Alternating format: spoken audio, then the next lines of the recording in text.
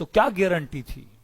نبی نے جس کا ہاتھ اٹھا کے دکھلا کے بتایا من کنت مولا فہذا علی مولا، آج تک مسلمان ماننے کے لیے تیار نہیں. دکھایا ہوا، بتلایا ہوا، اس بحث میں پڑے ہوئے ہیں کہ مولا کا مطلب دوست ہے یا امام ہے یا خلیفہ ہے، کیا ہے.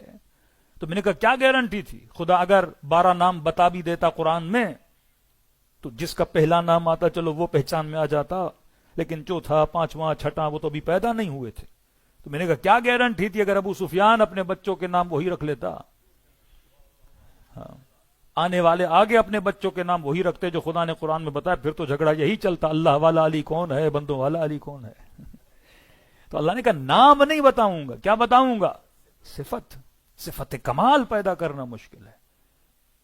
اسی لیے نبی نے جنگ خندق میں یا خیبر میں جب یہ اعلان کیا غدن یتن رجلن کرارن غیر فرارن، کل میں علم اسے دوں گا، کرار ہوگا، غیر فرار ہوگا، مرد ہوگا. تو کہوں یا رسول اللہ اتنی لمبی تمہید کیوں باندھ رہے ہیں؟ بتا دیجئے کل علم علی کو دوں گا.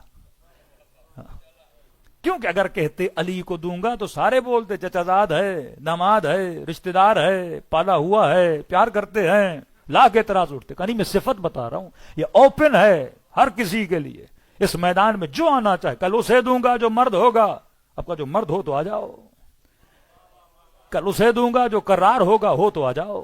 کل اسے دوں گا جو غیر فرار ہو تو آ جاؤ.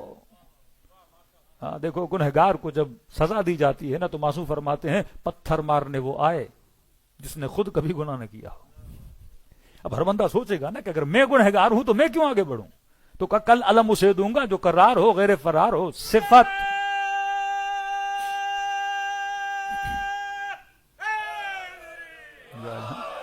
صفت سب سے زیادہ اہم ہوتی ہے.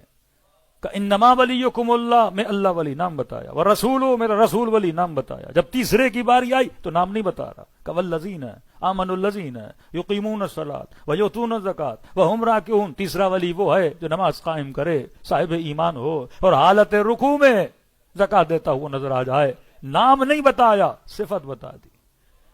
اب جب ڈھونڈنے نکلو گے تو صفات تجھے صرف کس کے اندر نظر آئیں گی؟ امیر المومنین میں نظر آتی ہیں. صفت سے بندہ بڑا آسانی سے پہچانا جاتا ہے.